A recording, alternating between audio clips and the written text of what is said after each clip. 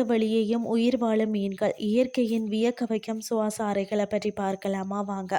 அதாவது பார்த்தீங்கன்னா, இயற்கையின் படைப்பில் கடலின் ஆழத்தில் மீனும் தூய வெள்ளை நிற மீன்கள் முதல் மனிதர்களுக்கு வியப்ப தரும் வகையில் தலையில் தனித்துவமான சுவாச அறைகளை பெற்றுள்ள மீன்களும் கடல்சார் உயிரியல் முக்கிய இடத்தை பிடிக்கிறதுன்னு தான் சொல்லணும். இப்போ வாங்க இயற்கையில் சுண்ணாம்பு போன்ற தூய வெள்ளை நிறத்தில் இருக்கக்கூடிய மீன்களை பற்றி பார்க்கலாம். ஃபர்ஸ்ட்டு பார்த்தீங்கன்னா வெள்ளை வாவல். கடல் மீன்களில் மிகவும் பிரபலமானது தான் வெள்ளை வாவல்.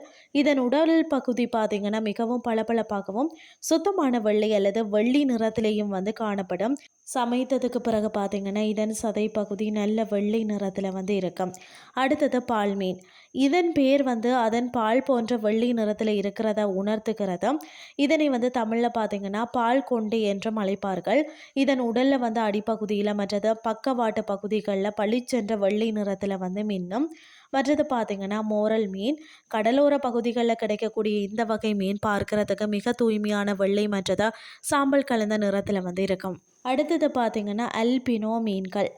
சில வகை மீன்களில் நிறமை குறைபாடு காரணமாக அவை பிறவியிலே முற்றிலும் வெள்ளை நிறத்தில் இருக்கும்.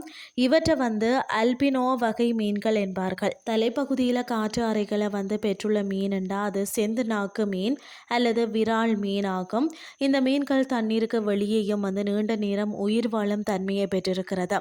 இந்த மீன்களின் தலையில் இருபுறமும் செவில்களுக்கு மேலே ஒரு சிறப்பு குழி போன்ற அறை அமைந்துள்ளது. இதை சுவாச அறை அப்படின்னு சொல்வார்கள்.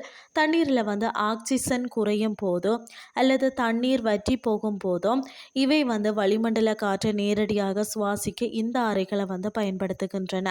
அடுத்தது தெலுமான் மீன் என்பது அதன் வேகத்திற்காகவும் அழகான நிறத்திற்காகவும் அறியப்படும் ஒரு கடல் மீன் வகை. இதன் தலைப்பகுதி சற்று உயர்ந்து உடல் நீளமாக இருக்கும்.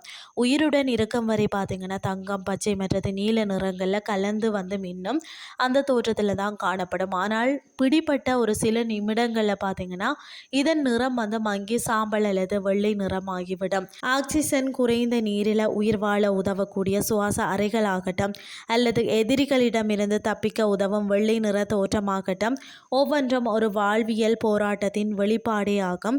இத்தகைய மீன் இனங்களை பற்றிய புரிதல் நம்மளுடைய நீர்நிலை வளங்களை பாதுகாப்பதற்கும் இயற்கை சமநிலையை பேணுவதற்கும் நமக்கு ஊந்துதலாக அமையும். இன்றைய கிறிஸ்டி உங்களுக்கு பிரயோசனமாக அமைஞ்சிருக்கும்னு சொல்லி நானும் நம்புகிறேன். இதே மாதிரி மற்றும் ஒரு கிறிஸ்டின் வயலுக்கு உங்களை சந்திக்கிறேன். நன்றி.